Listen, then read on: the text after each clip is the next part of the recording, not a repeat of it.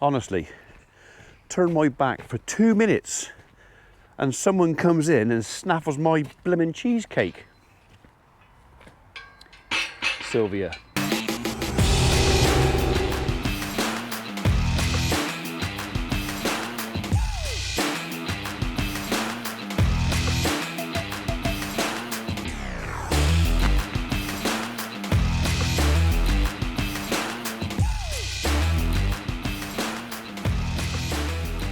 Afternoon world, and welcome to Monday 24th of July, the Monday after the Sunday after my birthday party that we had in the barn here because it was raining. So yeah, we had some visitors come and spend the day with us on Saturday, which is a nice day apart from the weather, which was, well, wet.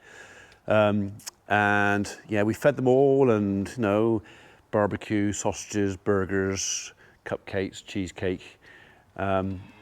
And then somebody turned up this morning after speaking to Holly saying, "You haven't got any of that cheesecake left, have you?" And Holly goes, "I have actually." And she did. Mine. So, and not any old cheesecake, mind. It was a bit different because the cheesecake that Holly made for me had an extra thick base. So, Sylvia, when you get into that, you'll notice it's thicker biscuit crumb base because that's how I like them. Don't worry, I've got one piece left. You haven't got to feel terribly guilty. I have got one piece left, and that does give Holly time to make me another one. So it's not all is not lost. It's just, you know what? If it isn't nailed down here, it's gone. Right, well, I've had my whinge. I've got that out of my system now. We have got to think about doing some work. I've been loitering around most of the day because I've got a new customer for the wood chip, and he's been coming in and out with his truck, and I've been loading him up, just waiting for him to come now for his last load of the day. I did have an hour or so off from that with Abby. Abby, bless her, has decided to pack in the fags. But she's needed a distraction because she's got a week off work this week. And like I said, if I sit at home or stay at home, she's I'm just going to want to spark one up. So we've been shopping this morning, been down to Cribbs Causeway, been down back to Curry's, not for a computer this time. And we've bought she's bought herself a new microwave because her old one had blown up or ceased to work. And she's also bought herself a new kettle because the kettle they got was something that Henry bought ages ago, and it takes forever to boil, and because it takes forever to boil, he can never be bothered to make her a cup of tea. So she's decided to spend some of his money on a kettle that boils faster, so he no longer has an excuse not to make her a cup of tea. Does that make sense? Makes sense to me. So but the one stipulation was that if I was going with her shopping, I wasn't allowed to take a camera. Abby's feeling a bit camera shy at the moment, which is fair enough if she doesn't want to be on camera because she just knows I'm going to tease her. I'm going to tease her anyway, even with the camera not there, I still teased her. But yeah. Right, so we have got TB testing here on part one is August the 1st, next Tuesday. So I've got some stuff I need to get organised. So we're going to rebuild the pen back in that side, put the water trough back in, put the gates back in, put the gates back in across here because little calves can still get out through these bars. So this has got to be rebuilt over here. Yes, they'll have to be moved as well. And then I think a bit later in the week, I'm probably going to get one of the guys to come give me a hand because we're going to rebuild or put up another set of handling using those hurdles and sliding gates and everything else at Tether Farm. We've got a spare sliding gate in there. We've got the head crush, and we've got some panels outside, so we can do this. Just got to tighten my nuts up. But that chap, I'm not going to try doing that by myself. So I have tried moving that by myself before, and it's too heavy. Okay, it's just too heavy, and I'm not willing to hurt myself. So yeah. One of the guys, I don't know if it's going to be Ewan, Martin or Mikey, one of them we'll probably draw lots or get a volunteer, or I'll just choose one of them. We're going to go over and build another handling system over there and be ready for next Tuesday when the vet comes, I think in the afternoon, to do part 1 of the TB tests, which is basically just sticking them. The other thing I want to do before then, give enough chance, and I've offered Abby to help with this job, is I need to get the girls in because half a dozen of them have got missing ear tags. Put my hand up. They had missing ear tags on the last TB test 6 months ago, and the tags are still in there. So really and truly, I ought to, it just makes life easier if everything's got a number in it. So the idea is we're going to get these girls in. That won't be today, and run them through the race, and we're just going to put a few replacement tags in. I may or may not video that. If I happen to be doing it by myself, I probably won't, because that is a job where I need both hands and my wits about me and not thinking about cameras. We'll see. No, I'll probably video it anyway. All right, so I think right now we'll get my Defender out. We'll move these 2 vehicles out of here because at the moment, neither of them will go underneath, well, that will, but only just go underneath there. Tractor definitely not. So while this is open through here, we'll get them out through here, get them out there, and start putting stuff back together again. I thought Mrs. P was looking a bit sheepish. You know that look on their face when you see your missus, probably your partner, whatever they are, and you look at them and go, what have you done? And you just know they've done something. And I knew she'd done something. And it took me about 2 seconds because I heard the key word this morning. I heard it in conversation. And the key word was puppy. So Abby was talking to Mrs. P earlier. Of course, Abby works at a vet's, so they come across things like puppies and that quite often. And it was an acquaintance or friend or a work colleague of Abby. And I heard Dachshund, and I thought, right. And then Patterdale. So this is, if I get this right, from what I understand of the conversation I just had, it's a 20-week-old pup. It's 50% Dachshund and 50% Patterdale, which means it's going to be 100% bloody attitude. But apparently it's had all its jabs and everything else, and it wasn't a lot of money, and blah, blah, blah. And I said, we've got enough flipping dogs, we don't need any more dogs. And then I was told, it's not for us.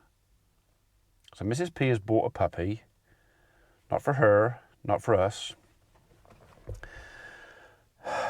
for Emma, apparently. So I think this is a terrible idea. 20-week-old puppy is going to be bouncing over everything, chewing everything. Apparently it's house trained, but new baby and a 3-year-old granddaughter and a 20-week-old puppy. All I can see is mayhem. Absolute mayhem. I hope she knows what she's doing. She doesn't know what she's doing.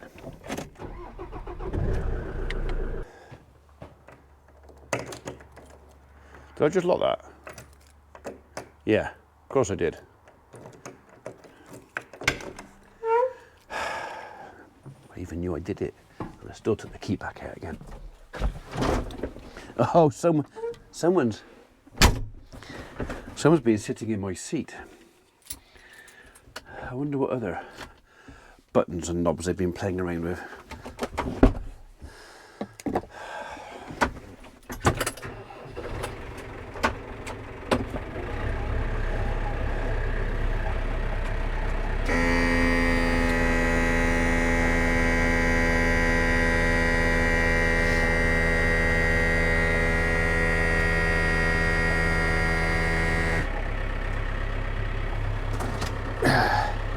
If I don't do that last bit, the second I put my bum off the seat, it just starts sinking again. I don't know what it is, I just need to give it a and then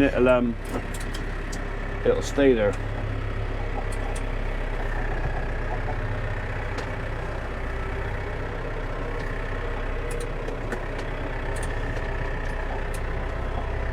Okay.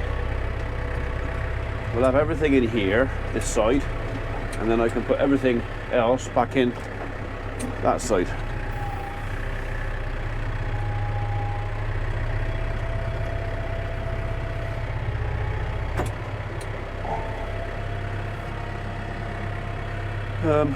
That's a bit tight on the wheel. I won't really get between the wheels. Hang on.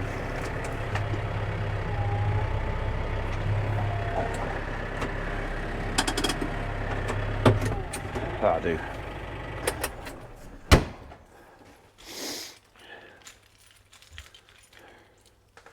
So some of you say, oh, why do you always show us unlocking and locking your tractor? Well, I'm showing you everything else on the farm. I just let you to know that, you know, I do actually leave stuff locked up. So not everybody who watches my videos is going to be completely, totally honest.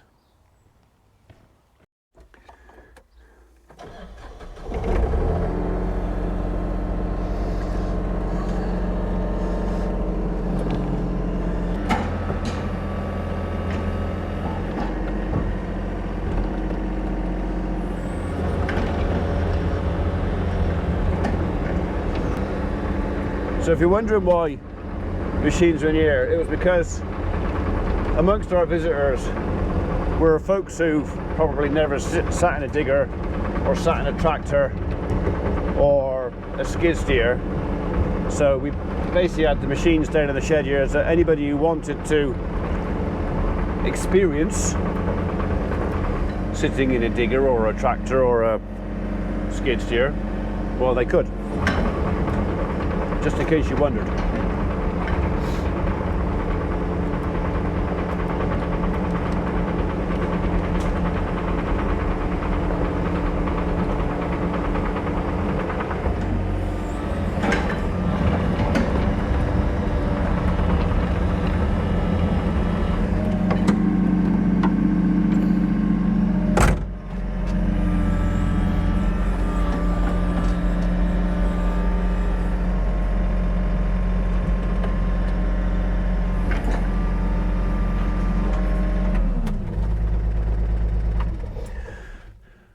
That one.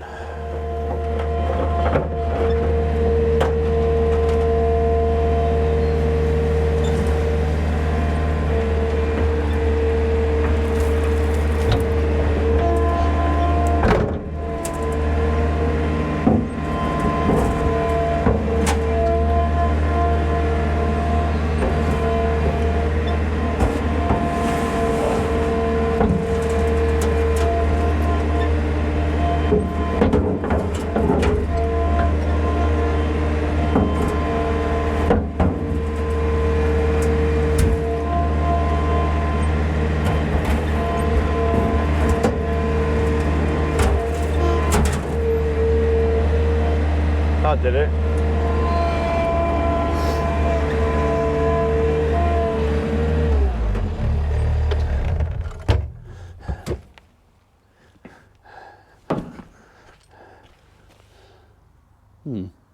Still could do with a swill out though, couldn't you?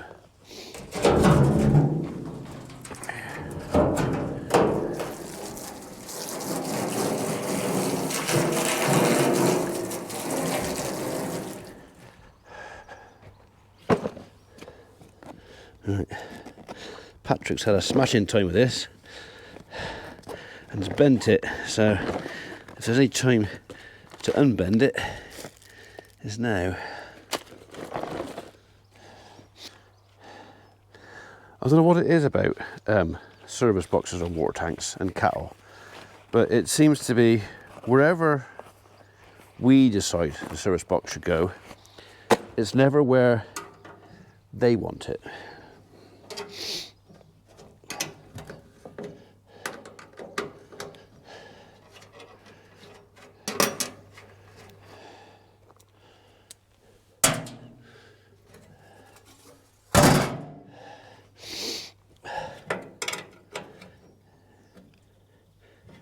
Okay, I need another spanner.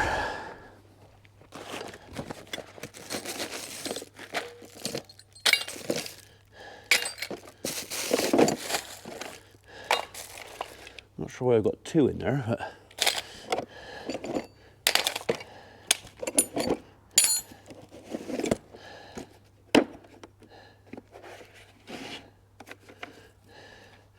I'll have you and I'll have you.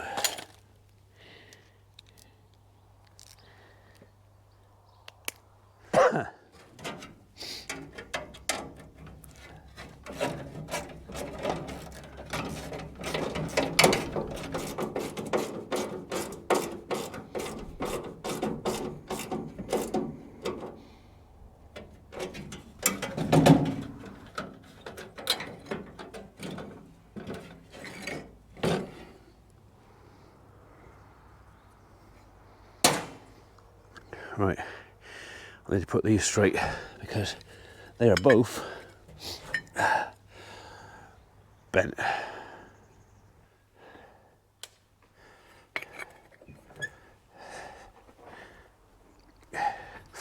Right, I need a persuader.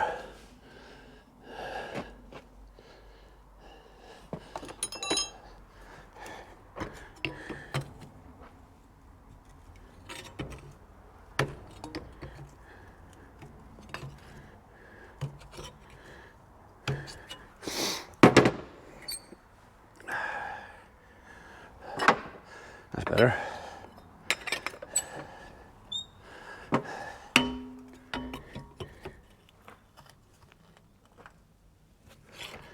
That's almost ideal, that persuader, actually.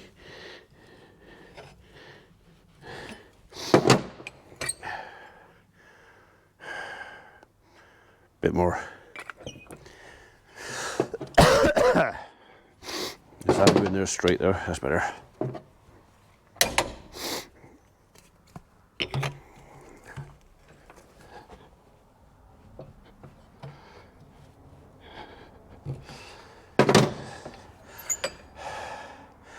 That's probably a little bit too much, but do you know what? That'll pull up. There.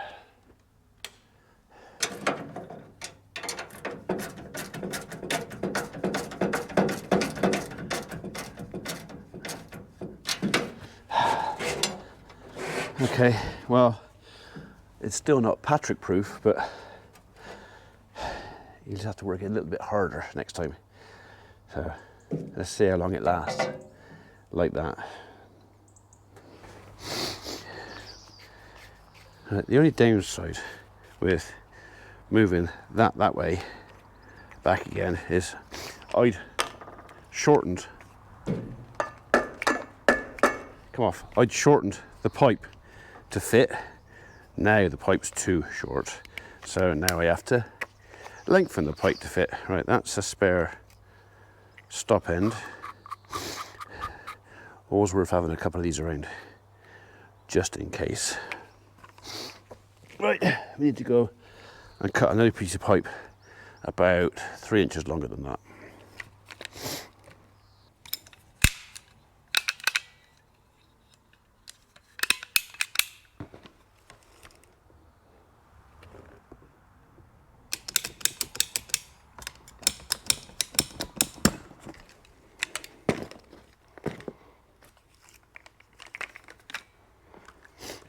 That'll do.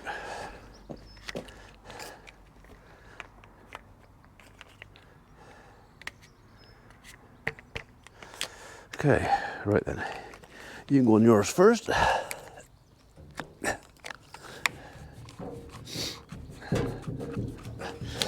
you can go in there. Second, get in there. Almost like it was made to measure. Okay, I should be able to go and turn stop tap back on there, and that shouldn't leak.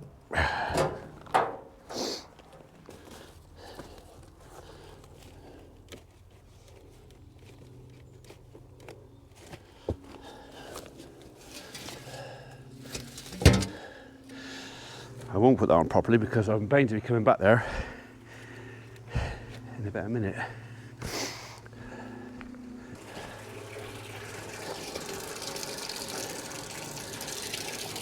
Or maybe not.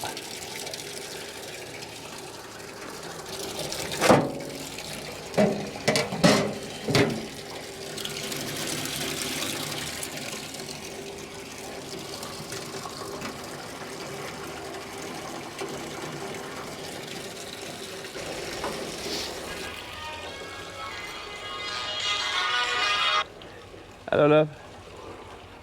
I'm just down the barn.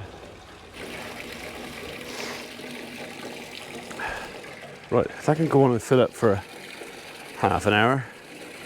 Mrs. P's just rung me. Got a wasp nest to go and deal with, so I'll shoot off and do that. Come back to this when I get back. Right, okay. That's good enough. And the darn sight cleaner that was before I tipped it out. Okay, so it's, what's time now? 6:15. I had intended, after doing my wasp nest, to come back and do a bit more of this, but the old lazy-itis has kicked in a little bit, and to be perfectly honest, I don't feel like it. So I'm probably going to continue this job tomorrow. So I've got the meshed gate right over the back there, which is going to go back in there as a 15-foot gate, and I'll put that strap back on because that's what holds it this end, and a chain or a ratchet strap that end. I've got to put the little 12-foot gate back in there, and that other shorter gate back in here to stop calves getting out. And that's pretty much it for in here. There's pretty much not anything else to do, to be honest. So we probably put a bit of wood chip on the floor, because when we get the cattle in for TB testing, which will be next Sunday, Monday, we've got them in an eye on whether to keep them in. So I kind of put this, it's quite important that we pass this test, that we do not fail this test. If we fail this TB test, it's quite serious. I won't go into the details of how serious it could be, but it is quite serious. Basically, we will have too many animals, bearing in mind calving, this winter. We will not have enough space to keep everything indoors. It'll be too tight. So we would be forced to either get rid of some animals. Well, the only way you can get rid of animals if you're shut down with TB is to send them for slaughter, which a few, that's okay. Now and again, that's okay. But I can't sell anything for breeding. It would all go to slaughter. So we'd rather not do that. Or I've got to basically clean out in here and put cattle in here as well. Well, that's kind of okay, but I can only really use half the shed because I'd have to put feed barriers across so I can feed them in here. So we've got a water supply in that corner. We can put a gate up there. They could actually probably share that trough if I was clever and put some rails across there. I could probably share that trough, but we do have a separate water supply over there. It's doable, but we don't want to do that. That is not the preferred. So the preferred is do TB test, pass TB test. I'm going to put up a lot of our young heifer calves for sale. So anybody out there who would like to start a small herd of Dexter cattle, we're going to set up some, sell some young heifers. Well, that'll be either sort of last year's calves or the year before. Some of those will be in calf. No, the year before, 2-year-olds will be in calf. So we'll have a choice of from 1 to 3-year-olds with calves, and maybe a couple of steers. If somebody wants to buy an in-calf heifer, say, and just wants something to keep her company until she has a calf, then maybe a steer can go with it. There's options. There's things we can do, but yeah. So yeah, I'm not going to do any more tonight. I just CBA. There's something else we're going to touch on. Piddly squat. There was a number of reasons for building that, and a number of reasons for making it the size it is. One of those reasons is a sneaky thing that we could open a 28-day campsite here at the farm. That was what we were thinking when we built that, 28 days. Well, the government have moved the goalposts. It's now 60 days. I can, without planning permission, open a small campsite here for 60 days of the year without planning permission. And we're definitely thinking about it. Now, that isn't finished yet. So Sparky came in today and he's looked at the last few bits and bobs to finish it off. But once that is done, we'll have facilities. All right, it's not, there's no shower, there's no chemical disposal as such, but we do have a site loo. So, what do you reckon? Do you reckon, and I might just advertise this nowhere else other than YouTube, do you reckon it would be worth my while keeping these gates open and opening a 60-day campsite here? And if I did, would anybody want to come? All right. So a few people have already tried it out. We've had some friends and guests. In fact, there's a couple out there now. I'm not taking the camera out there because I respect their privacy. But we've had a couple of people stay for the weekend. And as far as I'm aware, everybody's reasonably happy. So, yeah. Would you come and stay here at the farm? You know, campsite, loo. You wouldn't be able to wander around the yards with that because we're going to keep that. We would have to keep that out of bounds for folks simply because of health and safety and insurance and stuff like that. But what do you reckon? Because if I get a reaction from this that's positive, I may well ring my insurers and say, "Excuse me, Mr. NFU, can we open a temporary camper? Can we open a temporary caravan site, campsite, tents and stuff? But would you come?" Answers in the box below. Thank you.